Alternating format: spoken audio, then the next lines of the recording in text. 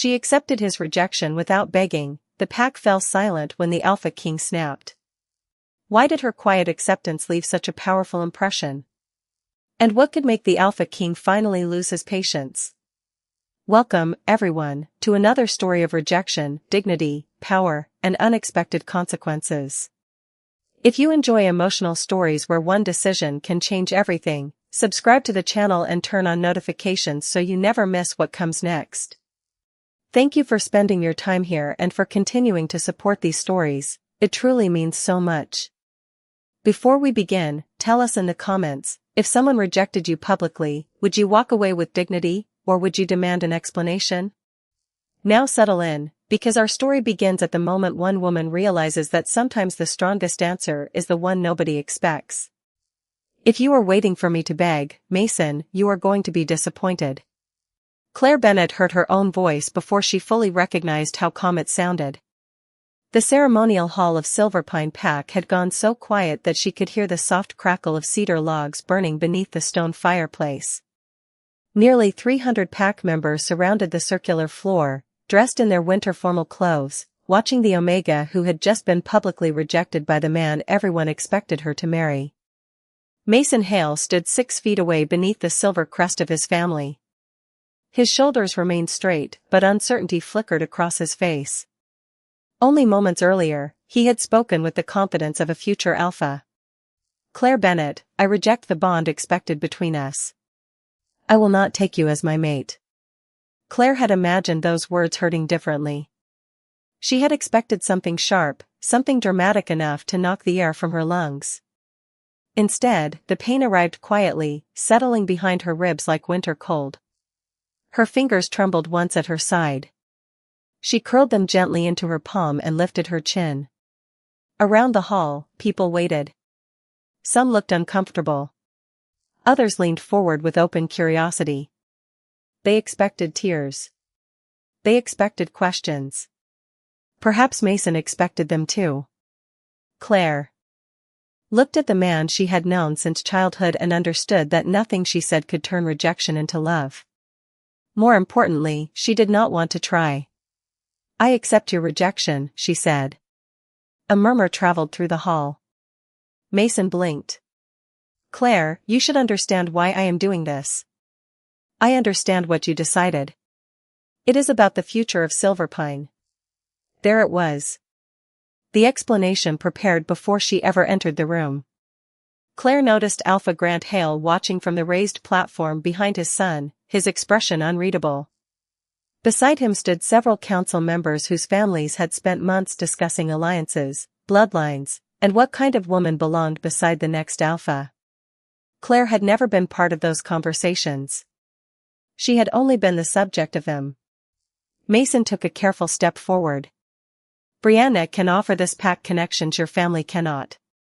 Claire felt dozens of eyes shift toward Brianna Cole, standing near the front row in a pale blue dress. Claire did not look at her. This moment was not about Brianna. It was about the simple fact that Mason had made his choice, and Claire still possessed the right to make hers. She reached for the thin silver bracelet around her wrist. The Hale family had given it to her 2 years earlier as a symbol of the future everyone assumed was settled. The clasp resisted her cold fingers for one embarrassing second. Then it opened. Claire crossed the polished floor and placed the bracelet on the ceremonial table between them. The tiny sound of silver touching would seem impossibly loud. Mason stared at it. That is all? He asked. Claire finally looked directly into his eyes. She could feel her heartbeat now, hard and steady, but her voice did not change. You rejected me, Mason. I accepted. What else were you expecting? Somewhere near the back, someone drew a startled breath. Claire turned before anyone could answer. Her shoes carried her across the floor beneath hundreds of silent eyes. Each step hurt more than the one before it, but she refused to hurry. She would cry later if she needed to. She would grieve what she had believed her future would be. But she would not perform. Her heartbreak for an audience that had gathered to watch her dignity disappear. At the edge of the hall, Claire reached the tall oak doors and placed one hand against the brass handle. Behind her, Mason finally called her name. She stopped, but she did not turn around. For the first time that evening, Claire realized something that felt almost like freedom. Rejection had taken away the future everyone had chosen for her. It had not taken away her choice. Claire heard Mason call her name again, but this time she kept walking. The oak doors closed behind her with a soft final sound, separating her from the whispers already spreading through the ceremonial hall. Cold evening air met her face as she crossed the covered stone walkway toward the healer wing. She had made it almost 40 feet before her breathing changed. Not enough for anyone passing by to notice, but enough for Claire to feel the truth beneath her calm. She was hurt. Of course she was. Mason had been part of the future she had pictured since she was 19. There had been summer walks beside Silverpine Lake, winter mornings when he brought coffee to the clinic, and quiet promises that had never sounded temporary. Claire did not regret refusing to beg, but dignity did not make disappointment painless. Behind her, the ceremonial doors opened. Claire. Mason's footsteps approached quickly. She stopped beneath one of the lanterns and turned. He looked irritated rather than relieved to have caught her. You should not have walked out like that. Claire stared at him. You finished the ceremony. That is not what I mean. Mason lowered his voice as two pack members passed nearby. People are talking. They were going to talk regardless. You made it look like you did not care. The accusation surprised her. Claire studied the man who had rejected her less than 5 minutes earlier and finally understood why her silence bothered him. He had prepared himself for her heartbreak. Perhaps he had even prepared himself to comfort her afterward. What he had not prepared for was the possibility that she would accept his decision without giving him control over her reaction. Would crying in front of everyone have made this easier for you? She asked. Mason's expression tightened. That is unfair. Is it? I wanted you to understand that this was not personal. Claire almost smiled, though nothing about the moment was funny. You rejected a future with me and chose another woman. It is allowed to be personal to me. Mason looked away. Through the windows behind him, Claire could see movement inside the hall. Brianna stood near Alpha Grant now, surrounded by council families. The celebration had already begun rearranging itself around Claire's absence. Brianna's family gives Silverpine access to 3 southern trade routes, Mason said. My father believes the alliance will protect us for years. Then I hope it does. He looked back at her sharply. That is all you have to say? Claire felt the ache beneath her ribs deepen, but she refused to turn it into cruelty. What do you want from me, Mason? Permission? Forgiveness? A scene dramatic enough to prove you mattered? He had no answer. Claire nodded once. You made your choice. I accepted it. Please allow me the same courtesy. She turned toward the healer wing again. This time he did not follow. When Claire entered the warm building, the familiar scent of rosemary, clean cotton, and cedar soap surrounded her. Her Aunt Margaret stood behind the reception desk sorting patient charts. One look at Claire's empty wrist was enough. Margaret did not ask what happened. She simply opened her arms. Claire stopped several feet away, afraid that one step closer would undo every careful piece of composure she had carried from the hall. Not yet, Claire whispered. Margaret's eyes softened. All right. No pity. No questions. Just space. Claire removed her coat and reached for the evening medication list. Margaret gently covered the paper with one hand. You do not have to work tonight. I know. Claire swallowed. But Mrs. Palmer needs her medicine at 8, and Tommy's fever needs checking before he sleeps. Margaret studied her for a long moment, then released the list. Claire walked toward the patient rooms. Behind her, distant music began inside the ceremonial hall. She heard laughter carried faintly across the courtyard. Her old future was celebrating without her. Claire tightened her grip on the chart and kept walking. For tonight, she did not need to know what came next. She only needed to remember that losing the place someone had assigned her did not mean she had lost her place in the world. By the next morning, everyone in Silverpine seemed to know that Claire Bennett had accepted Mason Hale's rejection without shedding a single tear in public. She discovered this before breakfast, when two young attendants stopped talking the moment she entered the healer wing. One suddenly became fascinated with a cabinet of clean towels. The other offered Claire a smile so careful that it felt worse than open curiosity. Claire said good morning, collected the overnight charts, and continued working. She had learned long ago that people became uncomfortable when the person they pitied refused to behave pitifully. Her life had given Silverpine plenty of reasons to underestimate her. Claire had been 11 when her parents died after a winter illness swept through several northern settlements. Margaret Bennett, her mother's older sister, had taken her in and raised her in two modest rooms above the healer wing. While children from influential families attended leadership dinners and alliance ceremonies, Claire learned how to organize medicine shelves, calm frightened patients, and sit beside elderly pack members who had nobody waiting at home. By 16, she could recognize most common herbs by scent. By 20, she was assisting Margaret during the clinic's busiest winter weeks. None of those skills earned applause in the ceremonial hall. Silverpine respected healers when someone was sick, then quietly forgot them when the music returned. Claire had never minded until Mason began talking about their future. He had once seemed different from the others. He brought her coffee during overnight shifts. He remembered the anniversary of her parents' passing. When council families dismissed her as merely an omega from the healer wing, Mason used to tell her that titles did not matter to him. Somewhere between those promises and becoming his father's successor, that had changed. Claire was updating Mrs. Palmer's medication record when Brianna Cole entered the clinic carrying a basket of white roses. Her tailored cream coat looked almost too elegant for the narrow hallway. "Claire," Brianna said.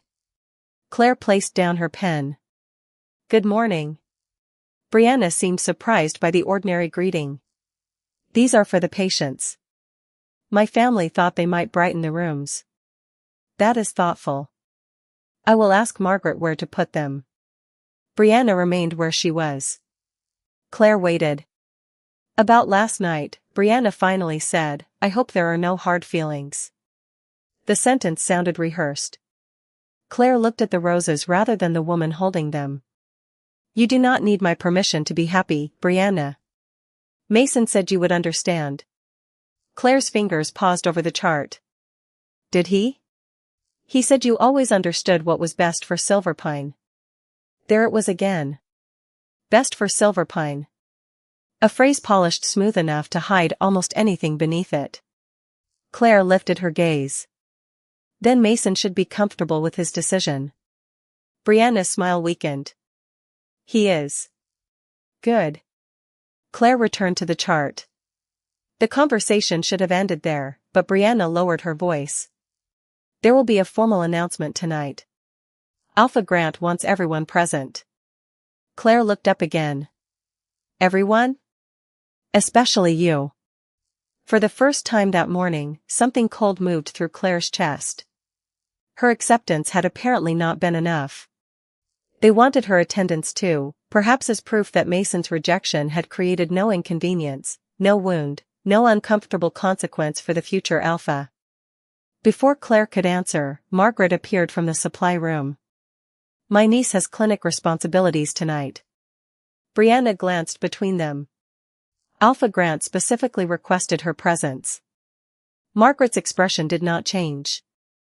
"Then Alpha Grant may speak with Claire himself." Brianna left the roses on the counter and walked out. Claire stared at the closed door. Margaret came beside her. "You can say no." Claire slowly exhaled. She wanted to believe that. Yet Silverpine had spent years teaching omegas like her that cooperation was virtue, silence was. Maturity and inconvenience became disrespect whenever someone powerful disliked it. Claire looked down at the patient chart beneath her hand. Last night Mason had taken away a future she once trusted. This morning, his family seemed determined to decide how gracefully she was allowed to lose it. Alpha Grant arrived at the healer wing shortly after noon, and the silence that followed him through the doorway told Claire exactly how much authority Silverpine had taught its people to recognize. Margaret continued sorting supplies, but the two junior attendants immediately found reasons to leave the reception area. Claire remained beside the counter with a stack of patient records in her hands. Grant Hale was not an unkind man in the simple sense. He funded winter food reserves, knew every council family by name, and had led Silverpine through difficult years. But he believed order mattered more than discomfort, especially when the discomfort belonged to someone with less power. "Claire," he said. "Brianna tells me there was confusion about tonight." "There was no confusion. She said you wanted me at the announcement." Grant nodded. "Correct. The Northern Crown delegation arrives tomorrow for the winter summit. Silverpine cannot appear divided before our guests." Claire understood immediately. Her presence was not wanted because anyone cared how she felt. It was evidence. If the rejected Omega stood quietly while Mason and Brianna were celebrated, everyone could pretend the transition had been painless. "I have evening patients," Claire said. "Margaret can cover them." Margaret's hand stopped moving behind the counter. Claire met her aunt's eyes for a moment, then looked back at Grant. "Is my attendance a request or an order?" The Alpha hesitated just long enough to answer the question. "I expect every member of this pack to support its future leadership." Claire felt the familiar pressure settle over the room. She could refuse and become difficult. She could agree and become convenient. Neither choice seemed designed for her. "I will attend," she said. Grant relaxed. "Good. I knew you would understand." By 7 that evening, Claire stood near the back of the ceremonial hall wearing a simple navy dress Margaret had altered for her 2 winters earlier. White flowers covered the tables. Mason stood beside Brianna beneath the Hale family crest, accepting congratulations from council members.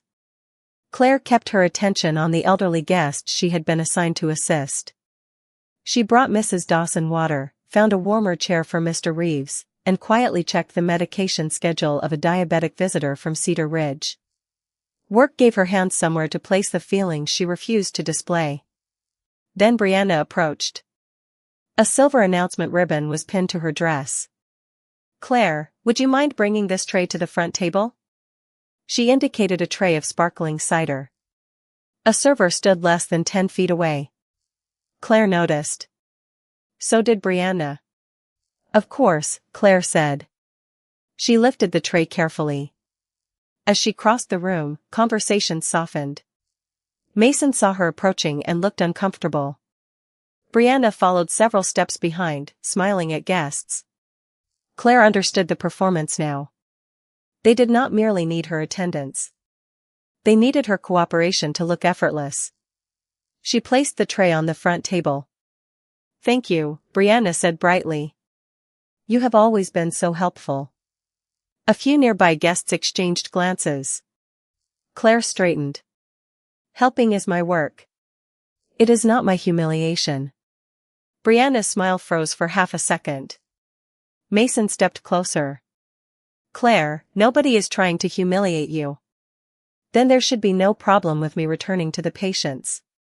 Before he could respond, a young attendant hurried into the hall and whispered something to Margaret near the doorway. Margaret immediately looked toward Claire. Claire crossed to her. "What happened?" One of the Northern Crown guests arrived early. An older gentleman became dizzy outside the East residence. Claire was already moving. She forgot Mason, Brianna, the flowers, and every watching face. By the time she reached the residence across the courtyard, a small crowd had gathered around an elderly man seated near the entrance. Claire knelt beside him, asked everyone to give him space, and began checking his condition with calm, practiced questions.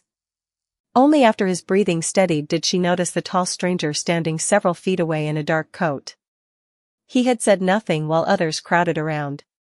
He simply watched Claire with sharp gray eyes, as though the most important thing he had seen in Silverpine that evening was not the future Alpha's celebration, but the Omega who had walked away from it without hesitation. The older guest recovered within minutes, but Claire remained beside him until she was certain the color had returned to his face. His name was Walter Pierce, a senior advisor traveling with the Northern Crown delegation, and his dizziness appeared to come from exhaustion, too little water, and a long day on the road. Claire brought him inside the East residence, found a quiet chair near the fireplace, and asked an attendant for water and something light to eat. "You should rest for the evening," she told him. Walter gave her an embarrassed smile.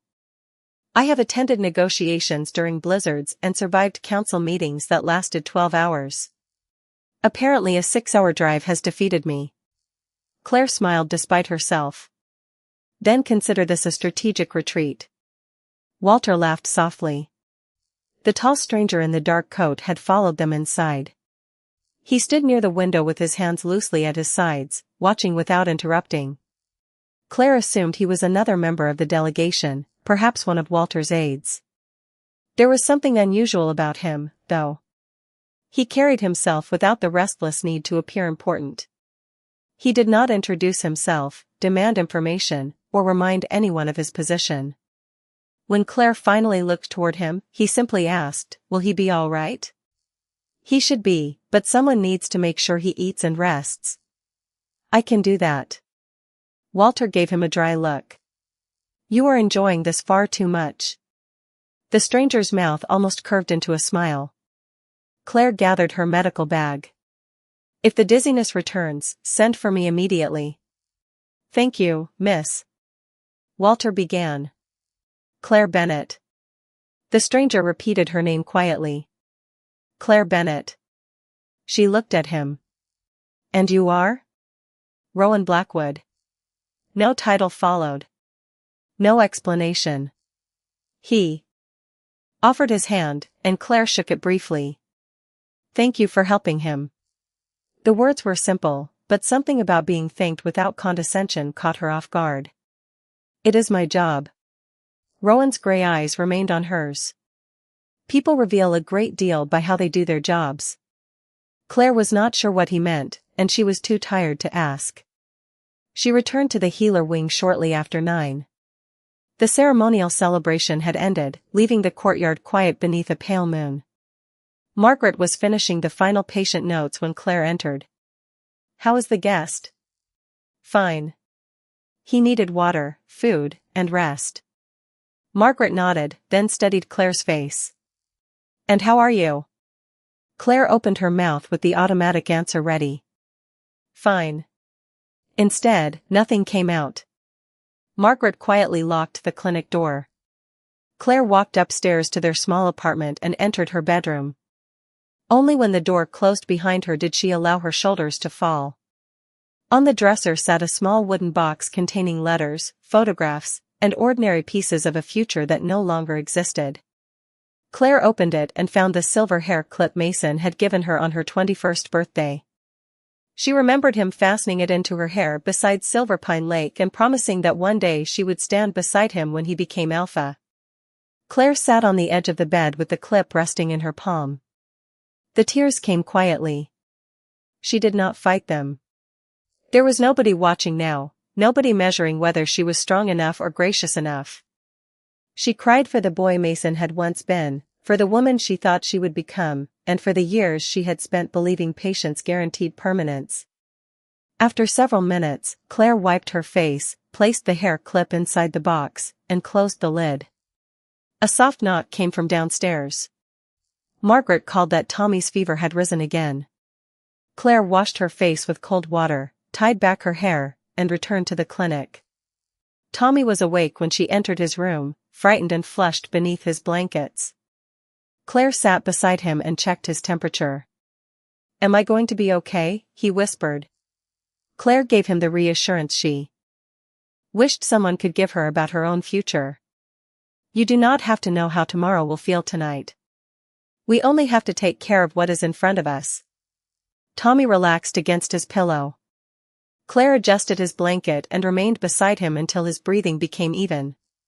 Outside, Silverpine had already begun talking about Mason Hale's new future. Claire sat in the quiet clinic and realized that, for the first time in years, nobody had written hers yet. Morning came to Silverpine beneath a low gray sky, and by 8 o'clock the main courtyard was already filling with vehicles from the Northern Crown delegation. Claire watched through the healer wing window as attendants carried luggage toward the East residence, then turned back to Tommy's chart. His fever had finally broken before sunrise. She had slept less than 3 hours, yet the relief on his mother's face made the exhaustion worthwhile. He needs fluids, rest, and another temperature check around noon, Claire said. Tommy lifted one sleepy hand from beneath the blanket. You stayed. Claire smiled. I said I would. When she stepped into the hallway, Margaret was waiting with 2 cups of coffee. One of these is medicine, her aunt said. Claire accepted the warmer cup. I assume you mean mine. Absolutely. They had barely reached the reception desk when Walter Pierce entered, looking considerably stronger than he had the night before. Rowan Blackwood walked beside him. Claire noticed Rowan first, though she could not have explained why. Perhaps it was because everyone else entering Silverpine that morning seemed eager to announce their importance, while Rowan carried his authority so quietly that it required no introduction. I was instructed to report to my healer, Walter said. Claire raised an eyebrow. Your healer? Walter pointed toward Rowan. His words, not mine. Rowan showed no embarrassment. You ignored good judgment yesterday. I thought professional supervision might help. Claire checked Walter's pulse and asked several questions. He had eaten breakfast, slept nearly 9 hours, and felt normal again. You are cleared for your meetings, she said, provided you drink water and take breaks. Walter placed a hand over his heart. Freedom. Conditional freedom. Rowan's faint smile appeared again. Before they could leave, hurried footsteps sounded outside. An elderly woman from Cedar Ridge had become lightheaded after standing too quickly near the registration tables. Claire immediately crossed the courtyard. She guided the woman into a chair, asked simple questions, and requested water while keeping the gathering crowd several feet back. The woman recovered quickly, embarrassed by the attention. I am sorry for causing trouble, she murmured. Claire crouched beside her. Needing help is not causing trouble. The words came naturally, but something inside Claire tightened as she heard them. How easily she offered kindness to strangers that she rarely allowed herself. Rowan stood nearby again, silent until the woman was safely escorted inside. Does everyone in Silverpine come looking for you when something goes wrong? He asked. Claire adjusted the strap of her medical bag. Usually only when Margaret is busy. That was not what I asked. Claire glanced at him. His expression held no mockery. People know I will come. Even when they would not do the same for you? The question landed too close to something she had been trying not to examine. A patient does not become less deserving because they dislike me. Rowan's gaze sharpened slightly. That is an unusual answer. It should not be. Before he could respond, Mason crossed the courtyard with Brianna beside him. Mason noticed Claire and slowed. Brianna's eyes moved from Claire to Rowan, then toward the delegation gathering around the residence. Claire, Mason called. My father needs every available staff member for tonight's royal dinner. Claire felt her shoulders stiffen. I am scheduled at the clinic. Margaret can manage for a few hours. It was almost exactly what Grant had said the day before. Claire looked toward her aunt through the clinic window. Margaret had clearly heard. What exactly do you need? Claire asked. Mason seemed relieved by the question. Additional service in the main hall. Important guests are attending. Rowan said nothing, but Claire could feel his attention settle on Mason. I am a healer, Claire replied. I know, Mason said. But everyone has to contribute. Claire almost laughed at the irony. She had spent half the night beside a sick child and begun the morning caring for members of the visiting delegation, yet somehow contribution still meant becoming useful in whatever way the Hale family required. She glanced at Rowan. For the first time since meeting him, his face had gone completely still. Claire did not know his position or why Mason suddenly seemed uncomfortable beneath the stranger's gaze. She only knew that Rowan had heard every word. "I will help if the clinic is covered," Claire said. Mason nodded and walked away with Brianna. Rowan waited until they were beyond hearing distance. "Do they often confuse your kindness with permission?" Claire looked at him, surprised. The courtyard seemed quieter for one suspended moment. "Only when I let them," she answered. Rowan held her gaze. "Then perhaps tonight would be a good time to remind them of the difference." Rowan's question stayed with Claire long after he and Walter disappeared into the council building. "Do they often confuse your kindness with permission?" She had no comfortable answer because the truth reached farther back than Mason's rejection. Silverpine had always praised Claire for being dependable, patient, and easy to work with. She had once considered those compliments. Now she wondered how often they had simply meant that she rarely said no. By late afternoon, the clinic was quiet enough for Margaret to cover the evening alone. Claire changed into a simple charcoal dress and crossed the courtyard toward the main hall. Inside, long tables had been arranged beneath silver lanterns, and place cards marked seats for representatives from nearly a dozen northern packs. Staff members hurried between the kitchen and dining room. Claire immediately joined them, carrying water, checking that older guests had accessible seating, and making certain the medical station near the entrance was properly stocked. Work was work. She would not consider honest service beneath her simply because someone else might. Rowan arrived shortly before dinner. With Walter and several delegates Claire had not met. He wore a black suit without any visible insignia, and yet people instinctively gave him space. Claire noticed Mason approach him near the entrance. "Mr. Blackwood," Mason said, extending his hand. "I hope Silverpine has made your visit comfortable." Rowan shook it once. "Your healer has." Mason glanced toward Claire. Something unreadable crossed his face. "Claire takes her responsibilities seriously." "I noticed." Rowan's answer was mild, but Mason seemed uncertain what to say next. Claire turned away before either man could catch her watching. 10 minutes later, she was arranging water glasses when Rowan appeared beside the table. "You remembered my name," she said before she could stop herself. "Should I have forgotten it?" Most visiting delegates remember Alpha Grant, Mason, and the council members first. Rowan looked toward the crowded hall. "Those are titles. You gave me your name." Claire felt strangely exposed by the simplicity of his answer. "You never told me what you do for the Northern Crown." Walter, passing behind Rowan, made a sound suspiciously like a suppressed laugh. Rowan glanced at him before answering Claire. "I listen. I make decisions when necessary." "That sounds conveniently vague." "It usually saves time." Claire almost smiled. Then Brianna approached carrying a seating chart.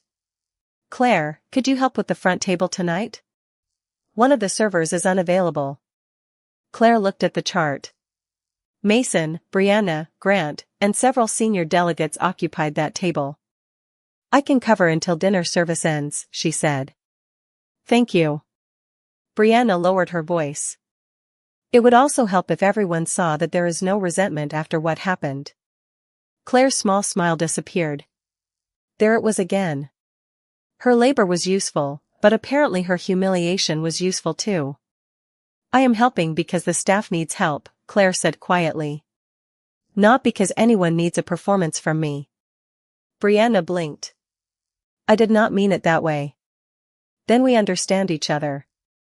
Claire took the tray and walked toward the kitchen. She did not see Rowan's expression change behind her. Later, while serving the first course, Claire passed two council wives speaking near the wall. They lowered their voices too late. "At least she knows her place," one whispered. The other answered, "Perhaps Mason made the right choice after all." Claire continued walking. Her grip on the tray remained steady. She delivered the plates, returned for the next course, and refused to let their words change the rhythm of her breathing. Across the hall, Rowan watched her pass. Walter leaned toward him. "You have been quiet all evening." Rowan's gaze remained fixed on Claire. "I am listening." "To what?" Walter asked. Rowan looked toward Grant Hale, then Mason, then the women who had laughed behind Claire's back. To how people speak when they believe the person they are diminishing has no one powerful enough to object. Walter studied him carefully. And what have you learned? Rowan's expression became unreadable. Enough to know I have not heard the whole story yet. At the far end of the hall, Claire set down another tray and looked up. For one brief second, her eyes met Rowan's across the crowded room. She expected pity. Instead, she saw something quieter and far more unsettling. He was not looking at her as though she needed rescuing. He was looking at Silverpine as though it had just been asked a question and had not yet realized its answer was being judged. By the time dessert was served, Claire understood that the dinner had never truly needed another pair of hands. 3 servers stood near the kitchen doors waiting for assignments while Brianna continued finding small reasons to send Claire across the room. A pitcher of water for Mason's table. Fresh napkins for the council members. Coffee for guests who had not requested it. Each task was harmless by itself, which made the intention behind them harder to challenge without appearing overly sensitive. Claire completed every reasonable request with the same quiet professionalism she gave her patients, but she stopped pretending not to notice. When she approached the front table with coffee, Mason looked up. "Claire, you can leave that here." His voice carried the careful politeness people used when they knew others were listening. Claire set the pot beside him. Brianna smiled. "Actually, would you pour for everyone?" Claire's hand remained on the handle. A server stood several feet behind Brianna holding another pot. Claire looked at her, then back at Brianna. "Daniel can finish the table. I need to check the medical station." Brianna's smile tightened. "This will only take a minute. Then Daniel can manage it." The conversation around the table softened. Claire could feel attention turning toward her. Mason leaned closer. "Please do not make this difficult." The words were quiet, but they struck deeper than Claire expected. Difficult. She had accepted his rejection. She had attended his announcement. She had worked through his celebration and helped welcome visiting delegates. Yet the first boundary she placed around herself became difficulty. Claire released the coffee pot. "I am not making anything difficult. I am returning to the work I was assigned to do." Before Mason could answer, Alpha Grant approached. "Is there a problem?" Brianna immediately shook her head. "No. Claire was just helping us." Grant looked toward Claire. "The evening is almost finished. I appreciate your cooperation." Cooperation. Another polished word. Claire nodded once and walked toward the medical station. She could feel the heat rising beneath her collar, but she refused to let embarrassment decide her pace. At the edge of the hall, she checked the emergency supplies twice simply to give herself something precise to focus on. Gauze. Water. Basic medication. Clean towels. Her breathing settled. "You were right." Rowan's voice came from beside her. Claire turned. "About what?" "Helping is your work. Humiliation is not." She stared at him, remembering the words she had spoken the previous evening. "You heard that? I hear more than people assume." Claire closed the supply case. "Then you have probably heard enough about me to satisfy your curiosity." "I have heard people describe you." Rowan's gaze moved briefly toward Mason's table. "That is not the same as knowing you." Something in his tone made Claire pause. "What did they say?" "That you were expected to become Mason's mate. That he chose someone else.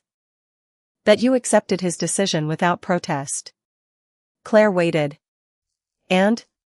Some admire you for it. Some think your silence proves you never cared.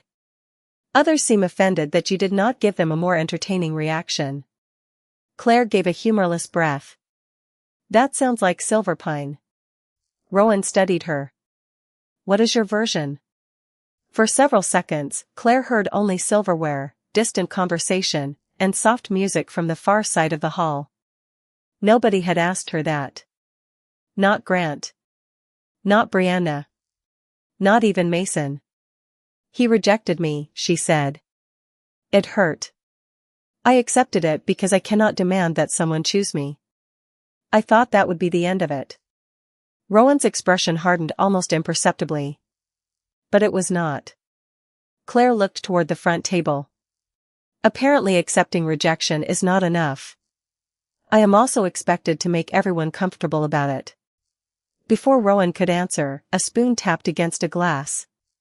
Alpha Grant rose from his chair, calling the room to attention. Mason and Brianna stood beside him. Claire expected another announcement and prepared to quietly excuse herself. Then Grant smiled toward the back of the hall. Before we conclude tonight, there is one person whose public support would put any remaining uncertainty to rest. Claire felt the room shift before he even spoke her name. Claire Bennett, Grant said warmly, would you come forward and offer your blessing to Mason and Brianna? Every conversation stopped.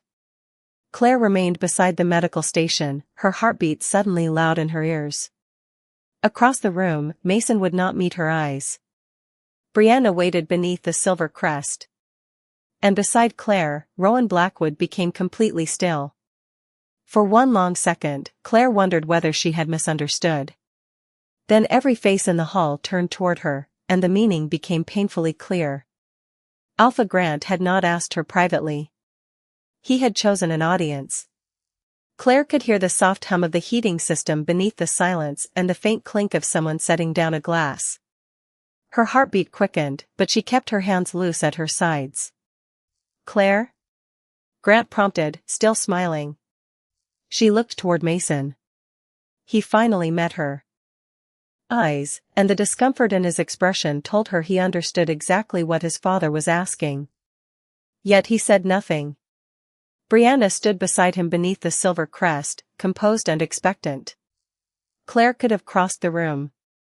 She could have offered a few graceful words, accepted the applause, and allowed Silverpine to congratulate itself for handling an unpleasant situation so beautifully. For most of her life, that was what she would have done. She would have swallowed the hurt because making other people uncomfortable had always seemed worse than being uncomfortable herself. Then Rowan's question returned to her. Do they often confuse your kindness with permission? Claire drew a slow breath. No. The word was quiet, but in the still hall it carried farther than she expected. Grant's smile faded slightly. Excuse me? I said no. A ripple of whispers moved through the tables. Claire stepped away from the medical station, not toward Mason and Brianna, but far enough that nobody could pretend they had not heard her. I accepted Mason's decision. I have not challenged his right to choose someone else, and I have not interfered with their announcement. Grant's expression hardened. Then offering your blessing should not be difficult. Claire felt the old instinct to apologize rise automatically. She let it pass. It is difficult because you are not asking for my blessing. You are asking me to stand in front of everyone and prove that being rejected did not hurt me. Mason shifted beside his father. Claire, nobody said that. She turned toward him. Then why does my private acceptance require a public performance? Mason opened his mouth, but no answer came. Claire continued before courage could leave her. You made your choice. I respected it. I did not beg you to reconsider. I did not insult Brianna. I did not ask the pack to take sides. I returned to my work. Her voice remained steady even as her pulse raced. That should have been enough. Someone near the back murmured agreement, then quickly fell silent. Grant straightened. This is about unity. Unity cannot mean that one person must pretend not to have feelings so everyone else can feel comfortable. Claire heard Margaret inhale softly near the doorway. She did not look toward her aunt. If she did, she might lose the fragile calm holding her upright. Grant lowered his voice. You are a member of Silverpine, Claire. Loyalty sometimes requires personal sacrifice. Claire nodded slowly. I know. I have given this pack my time, my work, and my care since I was old enough to help in the clinic. She glanced around the hall at faces she had known most of her life. Some belonged to people whose children she had comforted, whose parents she had cared for, whose medicine she had delivered through winter snow. "My loyalty belongs to Silverpine," she said. Then she looked directly at Grant. "My dignity belongs to me." The silence afterward felt different. It was no longer the eager silence that had followed Mason's rejection. Nobody was waiting for Claire to break. They were waiting to see what Alpha Grant would do. His jaw tightened. "Be careful not to confuse pride with dignity." Before Claire could answer, Mason stepped forward. "Just say a few words, Claire. Do not embarrass the pack in front of the Northern Crown." Something inside her finally settled. "I am not embarrassing Silverpine, Mason. I am refusing to embarrass myself for it." A chair moved sharply across the polished floor behind her. The sound cut through the room. Claire turned. Rowan Blackwood was standing. Walter Pierce remained seated beside him, watching with an expression that had become almost solemn. Around the hall, several Northern Crown delegates immediately lowered their eyes. Alpha Grant's face changed. Mason went pale. Claire looked from them to Rowan, suddenly aware that everyone else seemed to understand something she did not. Rowan buttoned his dark jacket and stepped away from the table. The quiet man who had spent 2 days listening now carried an authority that seemed to alter the entire room without a raised voice. His gray eyes settled first on Grant, then briefly on Claire. When he spoke, his tone was controlled, but there was nothing gentle about the question. "How much more does this woman have to surrender before Silverpine considers her rejection complete?" Rowan's question seemed to remove the air from the room. Claire watched Alpha Grant's expression shift from authority to something far more cautious. Until that moment, Grant had spoken as though Rowan were simply another Northern Crown delegate. Now he lowered his head. "Your Majesty." The words traveled through the hall like a current. Claire stared at Rowan. Around her, council members rose from their chairs.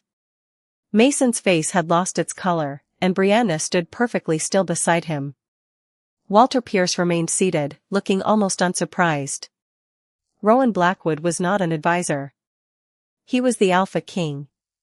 Claire remembered shaking his hand beside the fireplace. She remembered asking what he did for the Northern Crown. "I listen. I make decisions when necessary." Suddenly, the answer did not seem vague at all. Rowan stepped into the open space between the tables. He did not raise his voice. He did not need to.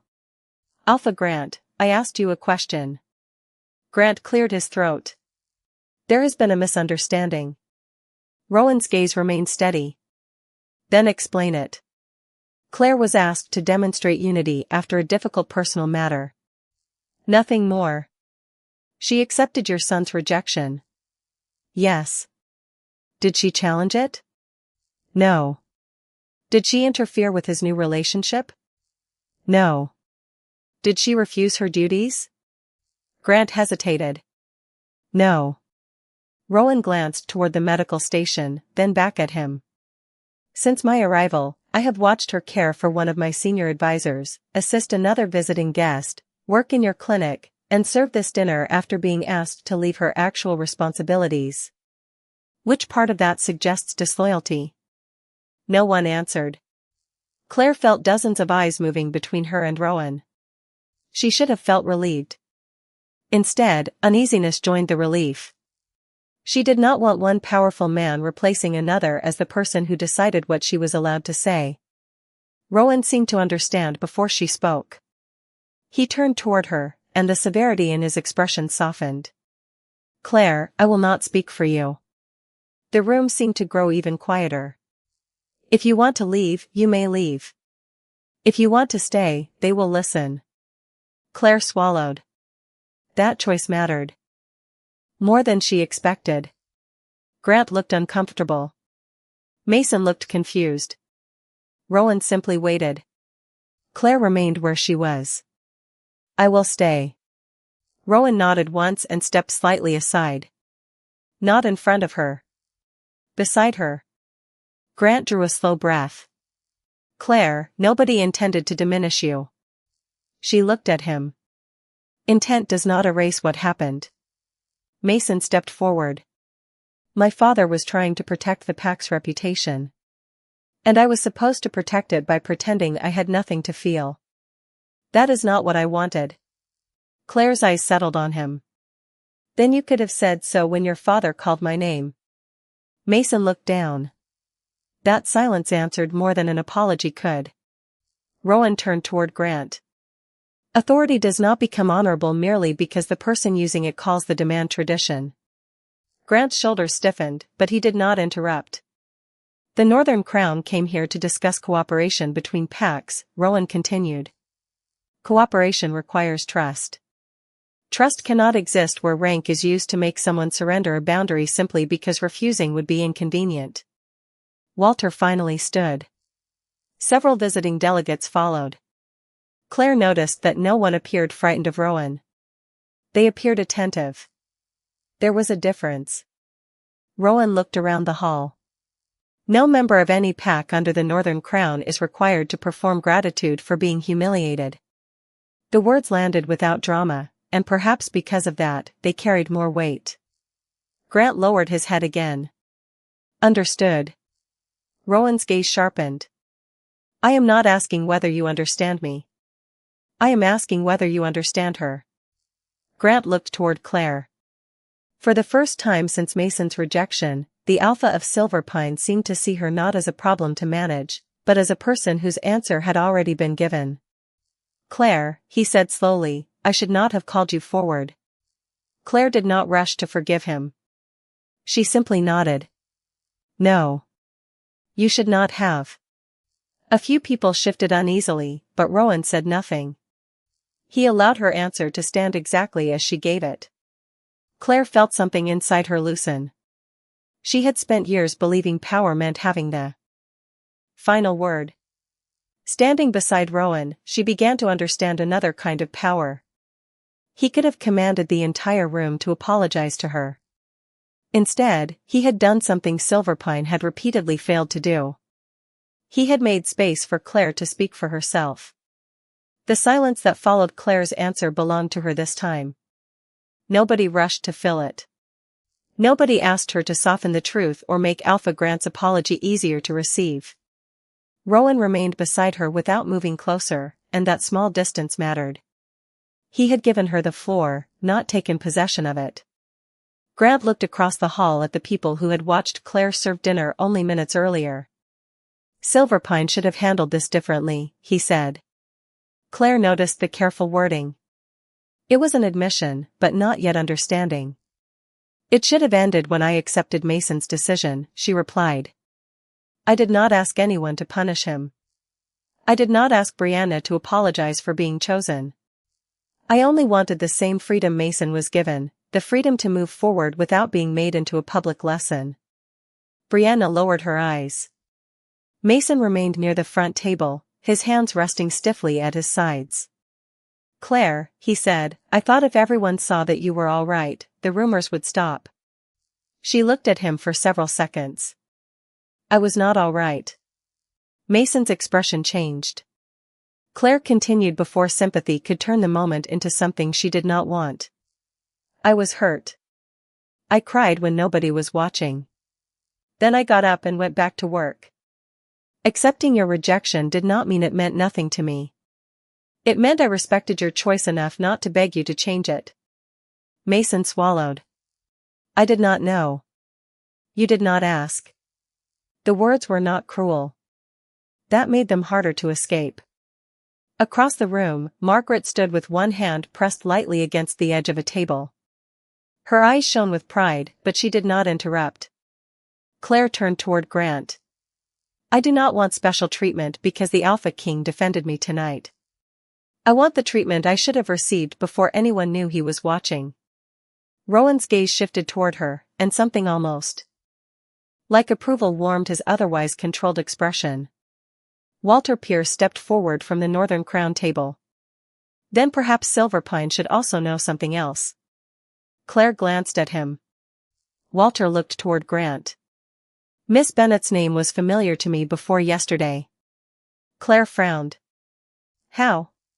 The Northern Healers Network keeps records of consultations between PAC clinics. Over the last 2 years, your recommendations have appeared in reports from Cedar Ridge, Pine Valley, and Westbrook. Claire stared at him. She remembered late-night calls with smaller clinics, handwritten treatment notes, and winter cases Margaret had asked her to review. She had never imagined anyone beyond those rooms noticed. Another visiting healer rose from a nearby table. She helped us reorganize our winter medication inventory last year, the woman said. We reduced shortages afterward. Claire felt heat rise to her face. Mason looked at her as though some part of her had suddenly become visible. Rowan, however, did not look surprised. That is why I asked questions before tonight, he said. Claire turned toward him. You investigated me? I verified what people said about your work. There is a difference. His tone remained calm. I wanted facts before I formed an opinion. Grant slowly looked toward the healer wing visible through the tall windows, then back at Claire. I underestimated your contribution. Claire shook her head gently. That is not the part that needs fixing. My work does not have to be impressive for my dignity to matter. Rowan's eyes held hers for a brief moment, and Claire knew she had said the one thing he most wanted the room to understand. Her value could not depend on discovering that she was secretly exceptional. Even an ordinary Omega deserved boundaries. Rowan turned toward the assembled council. Tomorrow's summit will include a review of member protections within every Northern Crown pack. Silverpine will participate. Grant nodded. Of course. Then Rowan looked back at Claire. And there is another matter I would prefer to discuss with you privately, when you choose. Claire noticed the wording immediately. Not when he commanded. When she chose. What matter, she asked. Rowan's expression softened. The Northern Crown is expanding its healer program. We need people who understand communities that powerful councils often overlook. Claire's breath caught. Are you offering me a position? I am offering you a conversation. For the first time that evening, a genuine smile touched her face. That sounds conveniently vague. Rowan remembered their earlier exchange and almost smiled in return. It usually saves time. Around them, Silverpine was still absorbing everything that had changed. But Claire no longer cared what the room expected from her. For once, the next decision belonged entirely to her. By sunrise, Silverpine looked exactly as it had the day before, but Claire knew something fundamental had shifted. The same pine-covered hills surrounded the settlement, the same winter frost silvered the clinic windows, and the same people crossed the courtyard carrying coffee and morning reports. What had changed was the way they looked at her. Some offered awkward smiles. Others lowered their eyes. A councilwoman who had barely acknowledged Claire for years stopped outside the healer wing and thanked her for helping Cedar Ridge with its winter supplies. Claire accepted the words politely, then returned to organizing medication. She had no interest in becoming important simply because powerful people had finally noticed her. Shortly before 10, Mason appeared at the clinic door. He did not enter until Claire looked up. Can we talk? He asked. Margaret quietly carried a box into the supply room, giving them privacy without making a performance of it. Claire stepped into the hallway. Mason looked tired. For the first time since the rejection ceremony, he was not dressed like Silverpine's future alpha. He wore jeans, boots, and a dark sweater, looking more like the young man who once brought her coffee after midnight shifts. I owe you an apology, he said. Claire waited. Not for choosing Brianna, Mason continued. I had the right to make that decision. You did. He seemed surprised by her agreement. But I should have stopped what happened afterward. I knew you were uncomfortable. I let myself believe keeping the pack calm mattered more. Claire studied him. Thank you for saying that. Mason glanced toward the clinic. Did I make the wrong choice? There it was, the question that might once have broken her heart. Claire felt only sadness now. That is not a question I can answer for you. I mean about us. Claire shook her head. Do not turn my dignity into another reason to reconsider me, Mason. You chose the future you wanted. Live honestly with that choice. He looked down, then nodded. I hope you find something better. Claire's expression softened. I hope we both find what is right. After he left, she stood by the window until his figure disappeared across the courtyard. There was no triumph in watching him go. Only closure. Near noon, Rowan found Claire outside the clinic carrying a box of records to storage. This time 2 Northern Crown officials walked several steps behind him, making his identity impossible to forget. Claire looked at them, then at him. You travel with considerably more people when everyone knows who you are. Rowan glanced over his shoulder. It is one of the disadvantages. Claire almost laughed. He took the box from her only after she nodded permission. They walked toward the administration building while he explained the Northern Crown Healer Initiative. Smaller packs often lacked experienced medical staff, and the program would connect clinics, train local healers, and coordinate supplies during difficult winters. Claire would begin as a regional coordinator, working with experienced senior healers rather than replacing them. Why me? She asked. Because you have already been doing parts of the work without the title, Rowan said. And because Walter believes you understand what smaller communities actually need. Claire considered that. And what do you believe? Rowan stopped walking. I believe you listen before deciding what someone needs. The similarity to how he described himself was not lost on her. The position would require leaving Silverpine? For several months of training at the Northern Crown headquarters. After that, travel between participating packs. Claire looked toward the healer wing. That little building had been home, refuge, and identity for most of her life. Leaving frightened her more than she wanted to admit. Rowan seemed to read the hesitation. You do not owe me an answer today. When do you need one? When it becomes your answer rather than a reaction to what happened here. Claire looked at him sharply. Rowan continued, I do not want you accepting because Silverpine hurt you. And I do not want you refusing because leaving scares you. For several seconds, she could only stare at him. Nobody had ever offered Claire a future while insisting she choose it freely. That evening she sat with Margaret beside the clinic fireplace and told her everything. Margaret listened, then squeezed Claire's hand. You spent years believing staying was loyalty, she said. Sometimes loyalty also means carrying what you learned here somewhere it can help more people. Claire slept on the decision. The following morning, she found Rowan near the line of vehicles preparing to leave. Frost clouded her breath as she approached him. Is the offer still open? Rowan turned. Yes. Claire felt fear, grief, and possibility moving together inside her. This time none of them controlled her. Then I accept. Rowan smiled, not like a king receiving obedience, but like a man hearing an answer he had promised to respect. Behind Claire, Silverpine stood beneath the winter sun. Ahead waited roads she had never traveled. And for the first time, leaving did not feel like rejection. It felt like choosing herself. Claire left Silverpine 3 days later beneath a pale winter sky, carrying 2 suitcases, 1 box of medical notes, and more uncertainty than she admitted aloud. Margaret stood beside the Northern Crown vehicle with both hands wrapped around Claire's. Call me when you arrive. I will. And eat something besides clinic crackers. Claire smiled through the pressure gathering behind her eyes. I will try. Margaret pulled her into a long embrace. For most of Claire's life, the healer wing had been the safest place she knew. Leaving it felt less like closing a door than discovering the walls had never been the edge of her world. When they separated, Margaret touched Claire's cheek. Go find out who you are when nobody else is deciding for you. Claire carried those words with her as the convoy pulled away. Silverpine disappeared gradually behind snow-covered pines. She expected regret to chase her down the road. It never came.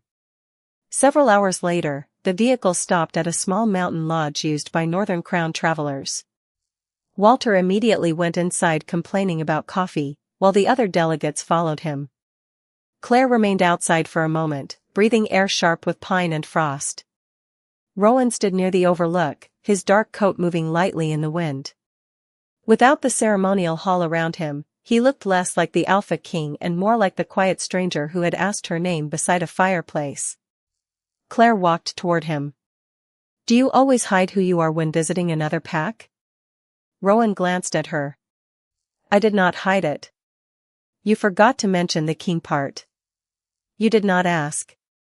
Claire laughed softly. "That is a terrible defense." Walter said the same thing. They stood in comfortable silence, looking across miles of forest beneath the fading afternoon light. Then Rowan's expression changed.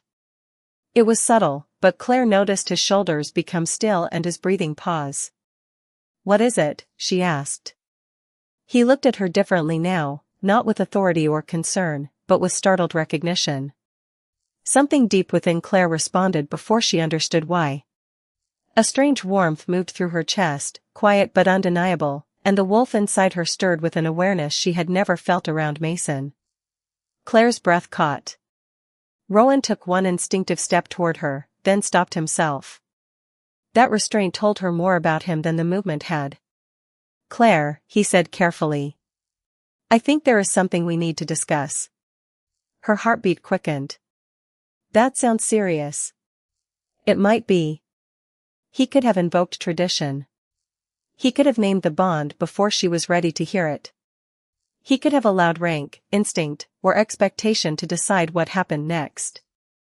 Instead, Rowan moved half a step back, giving her space.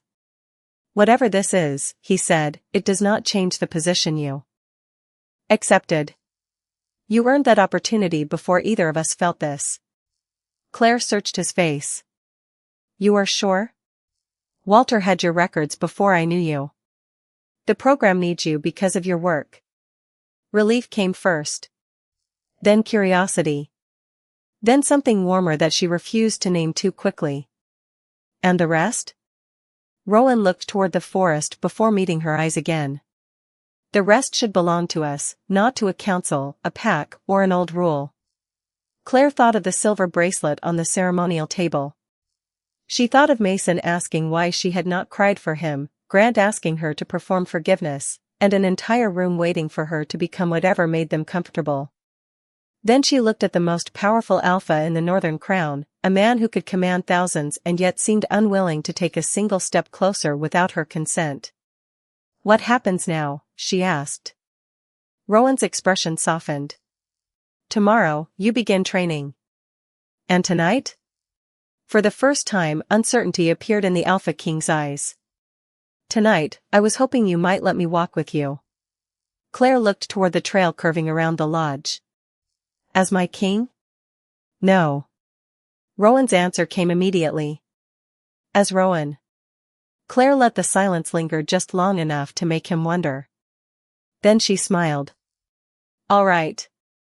They started down the trail side by side, neither leading the other. Above them, the first stars appeared through the winter clouds. Claire had once believed being chosen was the greatest proof that someone could value her. She understood differently now. The greater gift was being free enough to choose in return. And as Rowan matched his steps to hers without asking her to follow, Claire realized that the future waiting beyond Silverpine did not begin with a king claiming an Omega. It began with a woman who had finally claimed her own life, and a man powerful enough to walk beside her.